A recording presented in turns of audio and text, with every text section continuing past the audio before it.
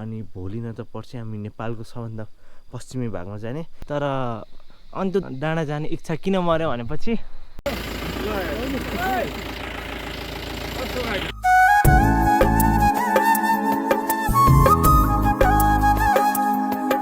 So alright guys, what is up? Welcome back to a new vlog of Anjan Rides। अनि आजको blog सुरु हुँदैछ श्री अन्तुबाट। आजको blog चाहिँ हामी नाइटबाट स्टार्ट गरेर छौँ, किनभने श्री अन्तु इज अ प्लेस जहाँ चाहिँ तपाईँले है नाइट भ्यूहरू इन्जोय गर्न सक्नुहुन्छ। नाइट लाइटहरू यहाँ चाहिँ यस्तो मजाको छ। अनि म चाहिँ अहिले एकछिन ड्रोन उडाउन सोचिरहेको छु, किनभने ड्रोन शट चाहिँ यहाँको चाहिँ एकदमै बवाल आउँछ कि। को स्पेसलिटी भनेको एउटा अन्तु डाँडा हो, जहाँ चाहिँ नेपालको सबभन्दा पहिलो किरण पर्छ नेपालमा। त अहिले चाहिँ म यहाँ होटल मिलिजुलीमा बसेको छु।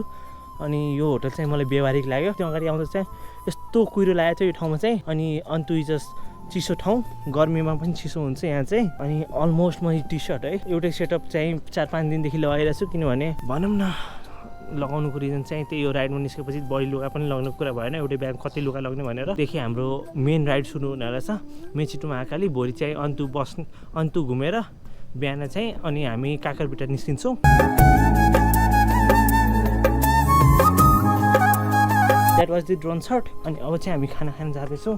मैले चाहिँ यो ब्लग रातो सुरु किन गरेको भनेपछि अन्तुमा चाहिँ नाइट भ्यू चाहिँ राम्रो छ, दिनमा फेरि त्यस्तो छैन खासै अन्तुमा। भोलि बिहान फेरि एकचोटि अझै ड्रोन सर्ट लिन्छु। अनि अहिले चाहिँ हामी खाना खान आएको छौँ। खाना चाहिँ अलमोस्ट प्योर थकाली छ, अलमोस्ट थकाली जस्तै हो तर थकाली होइन।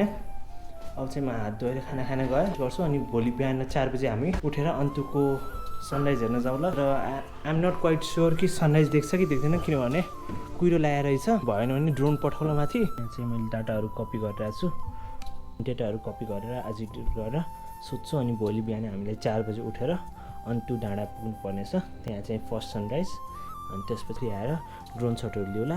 अनि आजको भिडियो भोलिको भिडियो त्यहीँ सकिन्छ। हाम्रो इस्ट नेपालको अलमोस्ट हाम्रो इस्ट नेपाल पुरै सक्यो। एउटा थाप्ले जुन पाथिवारा छ, जुन चाहिँ हामी छुट्टै बनाउँला डेडिकेटेड, त्यो चाहिँ अनि त्यो एउटा पवित्र ठाउँ हो। अनि त्यो चाहिँ मिक्स म्याक्स गरेर मैले बनाउनु मन छैन, त्यसको लागि एउटा सेपरेट डेडिकेटेड भिडियो आउँछ। इफ त्यो भिडियो चाहियो भने तल कमेन्ट डाउन गर्नु।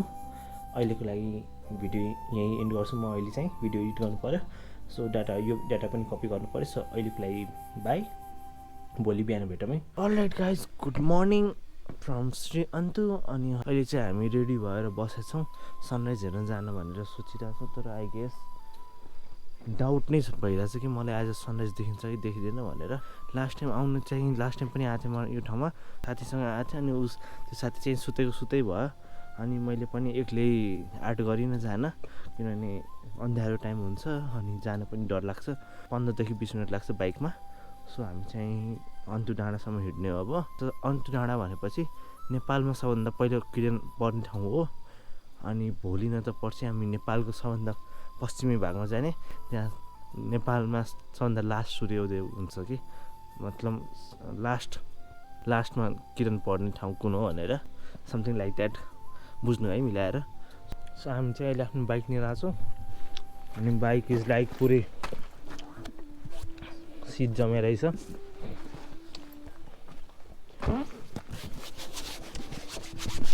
सबै चाहिँ एकछिन बाइकले कोल्ड स्टार्ट गरौँ। अनि म चाहिँ छुर्पी खाँदैछु। कुरा चाहिँ यस्तो हो, चिसो चाहिँ लास्टै लागिरहेछ। अन्तुमा चाहिँ बिहान लास्टै चिसो हुँदो रहेछ यार। सो अलराइट गाइज, हामी चाहिँ अन्तु डाँडाभन्दा अलि यतै छौँ। तर अन्तु डाँडा जाने इच्छा किन मर्यो भनेपछि बादल।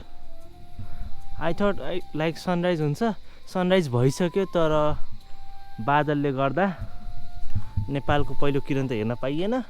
अब अन्तिम किरण हेर्ने महाकालीबाट, अब त्यो पनि हुन्छ कि हुँदैन।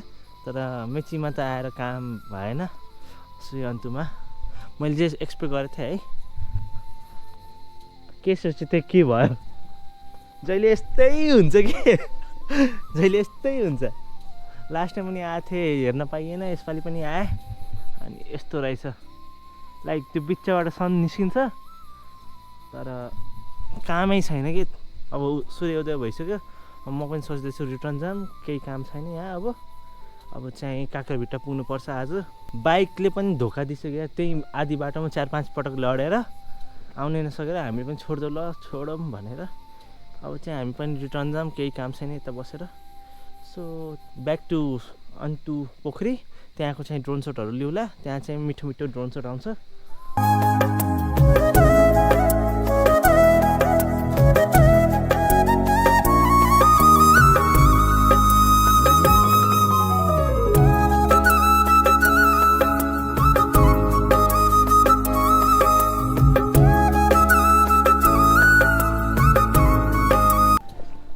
It was quite unsatisfactory के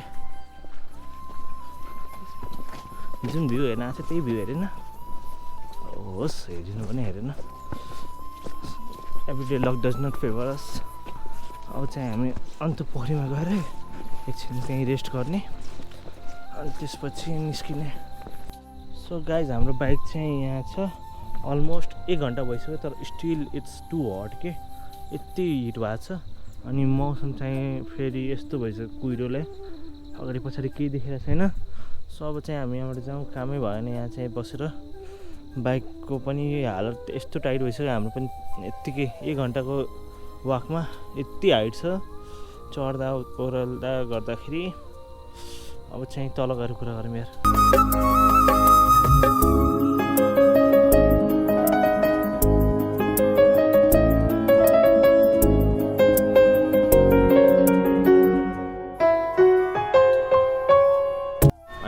मैले चाहिँ एकदमै टाइममा है अन्तु पोखरीको ड्रोन सट पनि लिएको थिएँ तर घाम चाहिँ आएन घाम आएको भए त्यो ब्युटी चाहिँ छुट्टै हुन्छ कि अन्तु डाँडाको अनि अन्तु पोखरीको आज चाहिँ घाम आउने सिजन नै थिएन जस्तो लाग्यो तर पनि इट वाज फाइन अब चाहिँ अन्तु पनि पुग्यो होइन नेपाल राइडको एउटा अझै सेसन कम्प्लिट भयो अहिले चाहिँ मौसम यस्तो छ अनि हामी चाहिँ यही कटेजमा स्टे गरेका थियौँ राति अनि आवर खाना इज रेडी सो म चाहिँ खाना बसेँ अब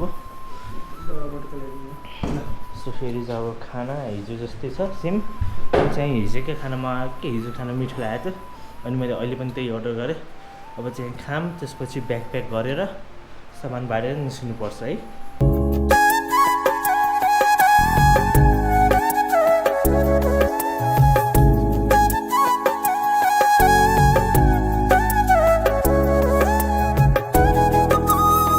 हामी चाहिँ श्री अन्तु कटेर फेरि वे ब्याक टु इलाम यहाँ चाहिँ अब बढी नकुरौँ किनभने यहाँ काम पनि छैन सो हामी चाहिँ अब एकैचोटि बिर्ता मोड रोक्ने हो अनि त्यहाँपछि काठ्टोभिट्टा पुगेर रेस्ट गर्ने हो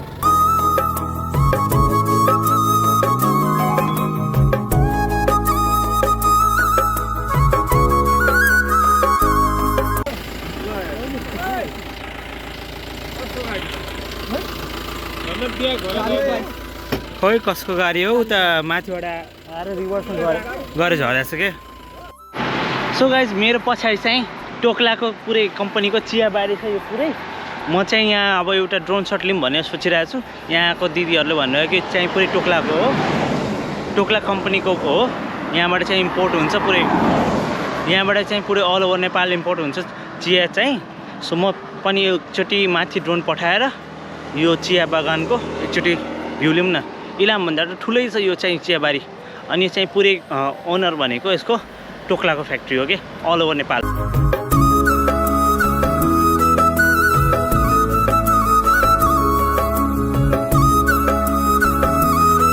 सो जे जति कन्याम इलाम त्यसपछि श्री अन्तु त्यसपछि झापा जे जति छ है सब यही ठाउँ हो इट्स लाइक फेमस फर छुर्पी अनि चियाबारी चिया बगान सो म चाहिँ यो ब्लग यहीँ एन्ड गर्छु किनभने अब मलाई चाहिँ मेरो वान अफ द मोस्ट जुन चाहिँ मैले ड्रिम ब्लग भनेको थिएँ है ड्रिम राइड मेरो थियो त्यो चाहिँ भोलि स्टार्ट गर्छु म अनि त्यो ब्लगको एक्सप्लेनेसन म पहिला भोलिको ब्लगमा दिन्छु सो यो ब्लग चाहिँ म आज यहीँ एन्ड गर्छु किनभने Mechi to Mahakali ride within 1 day 1.5 day coming soon अब भोलि थाहा हुन्छ हामीले कति सक्छौँ है किनभने it is one of the most riskiest अनि लङ्गेस्ट राइड कि नेपालको सबभन्दा ठुलो राइड हुनेवाला छ जुन चाहिँ मैले आफूबाट सक्दो होइन जति सक्दो छिटो गर्न खोज्छु अनि make a history will make a history so dear subscribers अनि जे जतिले सब्सक्राइब गर्नुभएको छैन जो सब्सक्राइबमा च्यानल